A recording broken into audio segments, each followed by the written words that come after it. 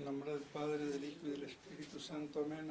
Amados hermanos, en nuestro Señor Jesucristo, nos encontramos en la gran fiesta de la Ascensión de nuestro Señor, que tiene un hondo y profundo significado apocalíptico.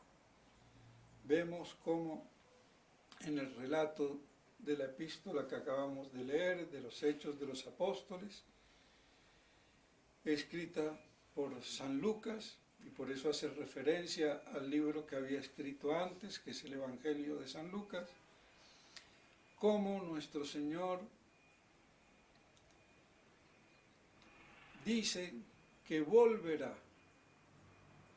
así como lo han visto subir a los cielos, Él retornará, y ese será el día de su gran manifestación, de su gran revelación como Cristo, Rey, Dios Todopoderoso, con todo el poder de su divina realeza y majestad, que estaba oculta, que estaba, por decirlo así, invisible en su primera venida, porque vino para morir crucificado en la cruz, pero volverá ya con toda su divina gloria y majestad. Esa es la gran promesa y es dogma de fe. Por eso entonces, con la ascensión, comienza ese poco de tiempo que no le veremos, poco porque para Dios 1000 años es como un día, pero después volveremos a verlo, en ese retorno glorioso y triunfo total, ya manifiesto. Y por eso entonces es de un significado profundamente profético. Y es lo único que nos va a tener de pie en medio de la gran hecatombe, de la cual hoy estamos viéndolo y padeciéndolo, y no sabemos cómo va a acabar. Sí, no sabemos cómo va a acabar humanamente hablando, pero sobrenaturalmente hablando sabemos que por encima de todo está el poder divino de Dios y que no pasará nada sin que Él lo permita, y lo que Él permite siempre es para el bien de aquellos que le aman. Entonces esa es la gran esperanza que nos mantendrá firmes en la fe, en una fe pura, en una fe que no esté contaminada. Y por eso asistimos desde ya hace tiempo a esa reducción de la Iglesia a su mínima expresión, el pequeño rebaño fiel. Y ese pequeño rebaño fiel debe de pedirle a nuestro Señor su pronta parusía, su pronto retorno, su pronta venida. Y por eso San Juan termina el Apocalipsis pidiendo: ven, Señor Jesús. Pedir en su nombre, como Salvador, único Salvador. No nos va a salvar nadie más. Y eso debe de quedarnos muy bien claro. Por eso hay que pedir en el nombre de Él como Salvador. Y no en politiquerías y cosas que no son Dios, no son Jesucristo. Por eso Él murió en la cruz, para redimirnos y para salvarnos. Y no hay que olvidarlo. Por eso entonces la ascensión es ese periodo, como decía San Agustín, y fue casi el único padre que lo dijo. Los demás, pues, ¿qué pasó? Decían otras cosas. Hasta también en los padres de la Iglesia hay errores exegéticos. Y bueno, seres humanos, únicamente Dios es el único que no se equivoca nunca ni jamás. Todo santo, todo padre de la iglesia, todo hombre, por muy virtuoso y santo que fuese, siempre tendrá limitaciones y por ende errores, desvíos. Por eso no nos debe de extrañar que sea prácticamente Él el único que dijo que ese tiempo que no se le vería y que después se le volvería a ver era todo el tiempo desde la ascensión hasta la parusía. Entonces, que nos quede eso bien grabado en estos tiempos apocalípticos, que si la gente que sabe, y sabe mucho, y sabe de historia, pero que le falta una visión teológica de la historia, y por ende tiene que ser exegética y teológica, no puede dudar que estamos en los últimos, en el fin de los últimos tiempos apocalípticos, porque el fin de los tiempos comenzó con la encarnación.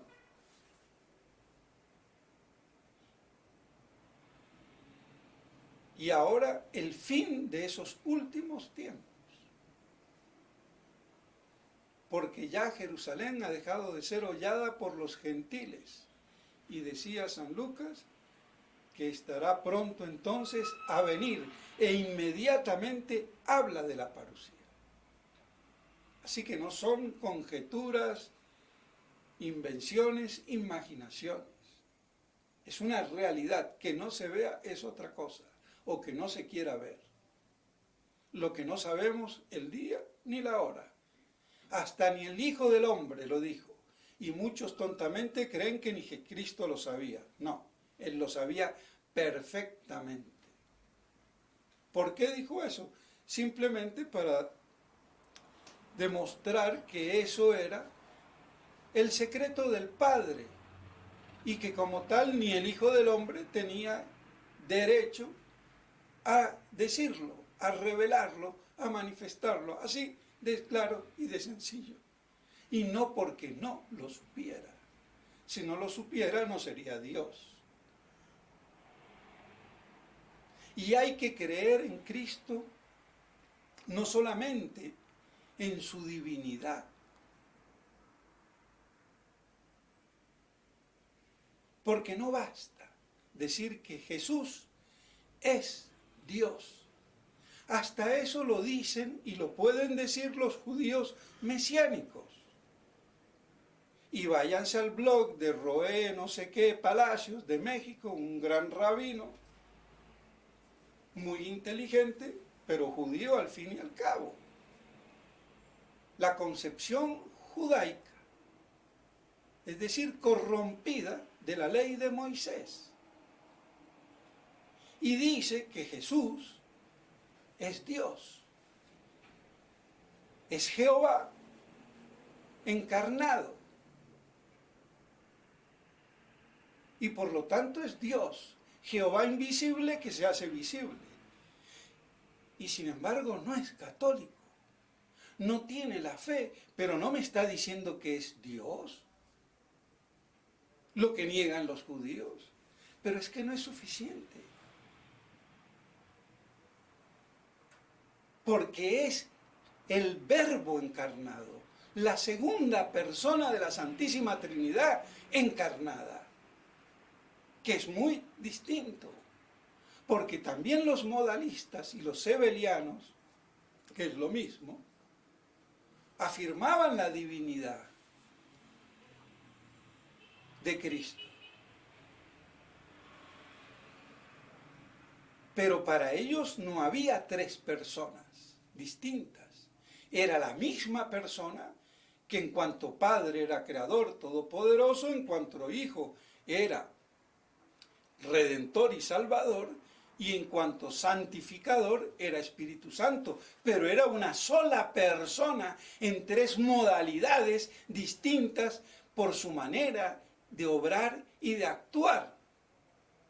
Y esa fue una de las primeras herejías antitrinitarias de tipo y corte pura y simplemente judaico. Entonces, por eso no es suficiente que los judíos mesiánicos, que cada vez hay más, y son milenaristas, y podríamos estar muy de acuerdo en muchísimas cosas, sin embargo hay ese hondo abismo, porque para ellos no hay Trinidad. Y aunque afirmen que Cristo es Dios, no es la segunda persona de la Santísima Trinidad, porque no hay Trinidad. Dios es único en su naturaleza y en su personalidad. Y los católicos decimos que Dios es uno en su esencia, substancia, pero es trino en su persona. Son tres personas distintas y un solo Dios verdadero. Entonces hay que tenerlo muy clarito.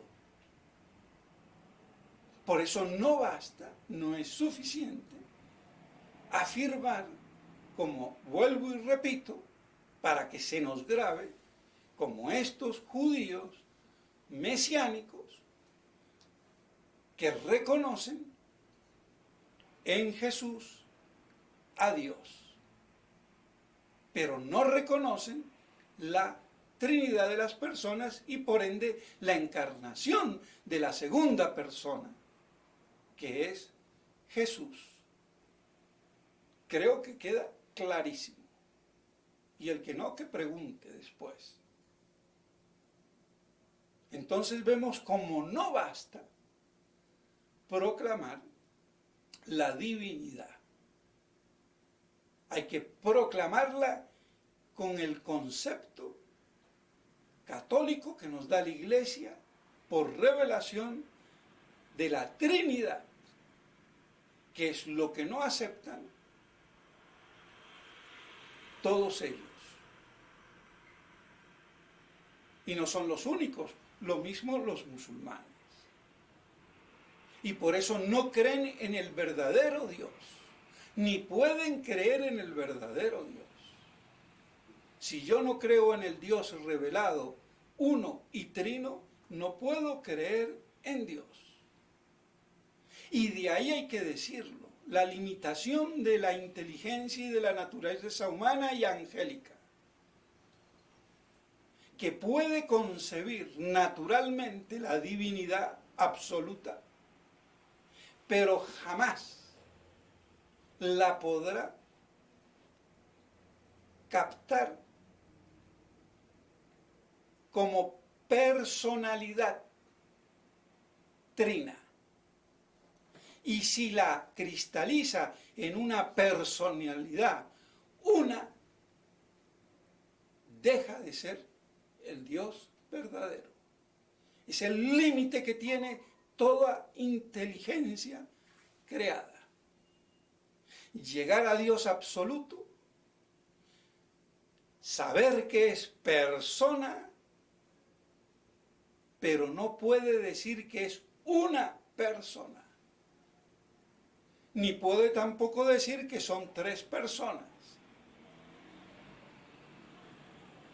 Llega a la personalidad sin personificarlo unipersonalmente.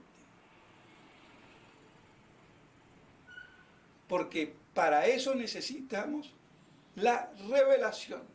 Por eso, para conocer al verdadero Dios como Él es, se requiere la revelación divina, que sea el mismo Dios que se manifieste y se revele.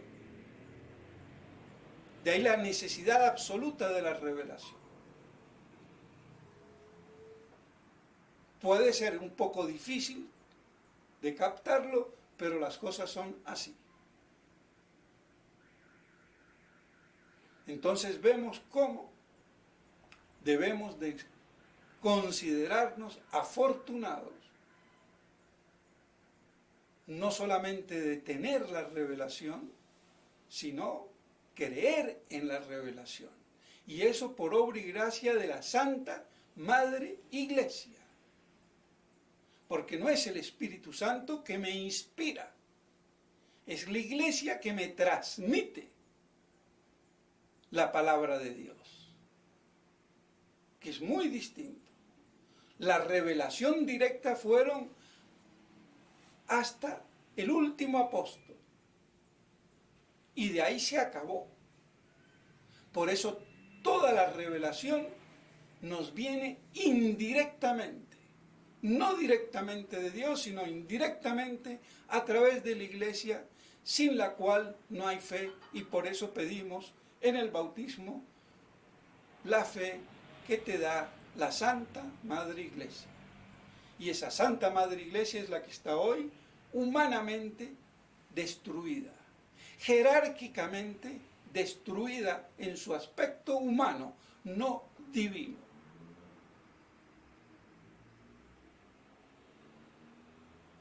Que hay que también saber distinguir. Porque muchos buenos sacerdotes, como el padre Alcañiz, llegó a decir hasta una herejía.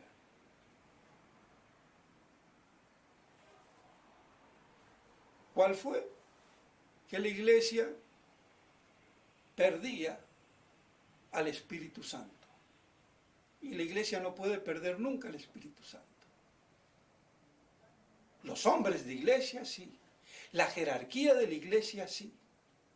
El Papa sí. En el cielo no hay papas.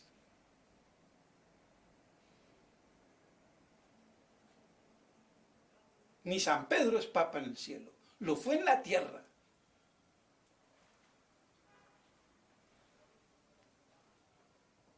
Entonces hay muchos aspectos de la jerarquía que no son sino humanos, divinos pero humanos, como la sede petrina. Es de origen divino, pero es humano, temporal. Porque en el cielo no hay ningún papa. Fueron papas. No hay 270 o los que fueran papas en el cielo si todos se salvasen. No hay ni uno solo. Para que eso nos contextualice como la parte humana y temporal de la Iglesia puede claudicar sin que claudique la Iglesia, que es fundamentalmente Cristo.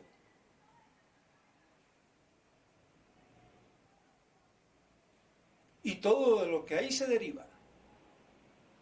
Por eso no hay que caer en el error, y aquí me alargo un poco, pero también del padre Sáenz Arriaga, un gran sacerdote, pero por querer defender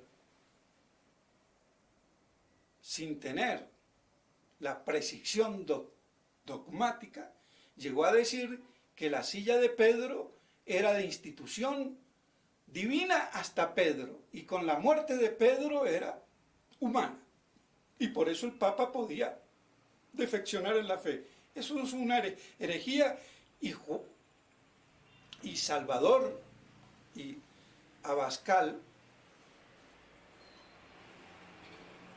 se dio cuenta, lo aprovechó y lo demolió al padre, y ahí tiene razón Salvador Abascal, en esa metida de pata del padre Sáenz Arriaga, que lo hizo de buena fe y todo lo que quieran, pero fue un error. Y que también cometió otro error, que distinguía la misa del Calvario la misa del sacrificio del Calvario con la misa que nosotros hacemos. Porque la una era salvadora y la otra y Redentor, y la otra era simplemente, no sé, ahora no me acuerdo, pero hacía una escisión. Y el sacrificio de la misa es el mismo del Calvario. Sacramentalmente realizado. Entonces hizo una separación indebida por falta de agudeza teológica. Y también Salvador Abascal le cae encima. Pero eso no quiere decir que el imbécil de Salvador Abascal tenga razón en lo que dice en su libro contra el sedevacantismo. Porque las cosas son como son. Entonces vemos cómo hay que pedir a Dios que nos dé luces y sacerdotes capaces de afrontar teológicamente, doctrinalmente esta crisis y mantener así, aunque sea de modo muy limitado, el imperio de la verdad, que es lo que ya no impera en la Iglesia. Y por eso el obstáculo quedó desfasado. El imperio de la verdad mantenido por la Iglesia. Pues bien, mis estimados hermanos, que todo esto nos sirva y nos nutra el alma y esperemos el pronto retorno de nuestro Señor y le pidamos para que venga a salvarnos. En nombre del Padre, del Hijo y del Espíritu Santo. Amén.